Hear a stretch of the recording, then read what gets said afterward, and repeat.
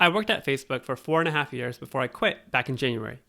One of the traditions when you leave Facebook, or maybe I should say Meta, is that you make a badge post, which is basically a picture of your badge along with some reflections or some words of wisdom for your remaining coworkers.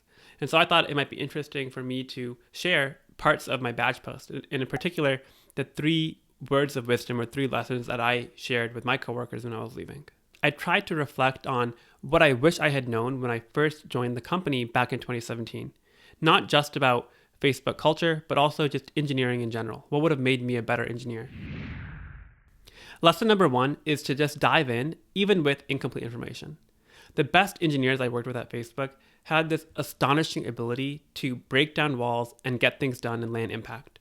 So for example, even if you're working on a project which involves 2 or 3 different code bases, the best engineers are able to dive in, even if they have never worked in that code base before, and make the minimum possible change to unblock themselves.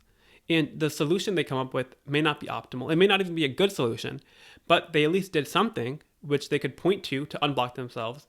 And oftentimes having that code change, having some artifact of what you did is a catalyst to get discussion rolling and to actually start making progress. For example, my last team was a very full stack team dealing with the Android client, iOS client, and a bunch of backend changes. So usually you have one engineer assigned to each domain and they all work together. But there was one really impressive person on the team who, even though they had a specialty in one area, they went ahead and they set up their environment for all 3. And they started making changes on all 3 domains. And what I thought would take them a week would ended up taking them a day because they were just so self-sufficient. And when you really embrace that attitude that nothing is a heavy lift, you'll be surprised how much you can get done. Lesson number 2 is that you need to talk to people to identify and solve an impactful problem. At a company like Facebook, products, technologies, and people are all constantly changing on a month-over-month basis. And that means that there's a ton of opportunity. Because of change, you have opportunity to land impact. But to unlock that impact, it's not enough just to code on your own all day.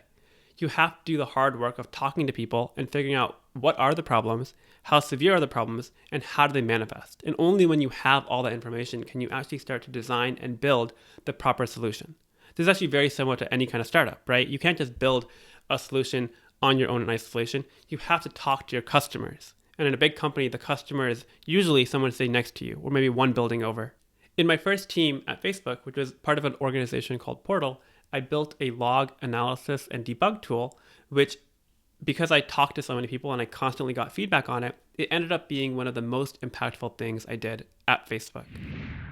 Finally, lesson number 3 is that you should be really clear with yourself and your manager what it means to meet, exceeds, or greatly exceed expectations. About 2.5 or maybe 3 years into my time at Facebook, I started transitioning into a management role on my team.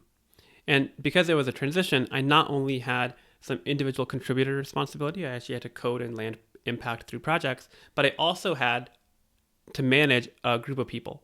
Because it was a new role, I wasn't entirely clear how I should spend my time between individual contributor work and manager work.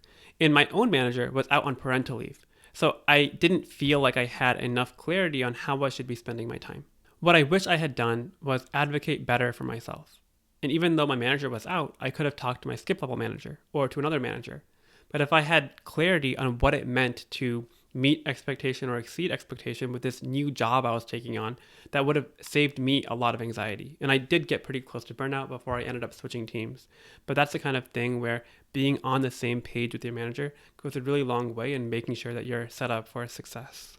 By the way, if you want more guidance about how to manage your engineering career, download the mobile apps that Alex and I have made, which is a collection of the highest quality information about engineering careers from credible people, and join our mailing list. These are the 3 lessons I shared with my coworkers in my batch post about what I wish I had known when I first joined Facebook back in 2017. I'm really grateful for the time I spent at Facebook. I feel like I was able to interact with a ton of really, really talented engineers. I myself became a better engineer, and I also became a better communicator, a better manager, a better coworker. And I'm taking a lot of those lessons going forward as well. So I hope this is helpful for you. Thanks for watching, and I'll see you in the next one.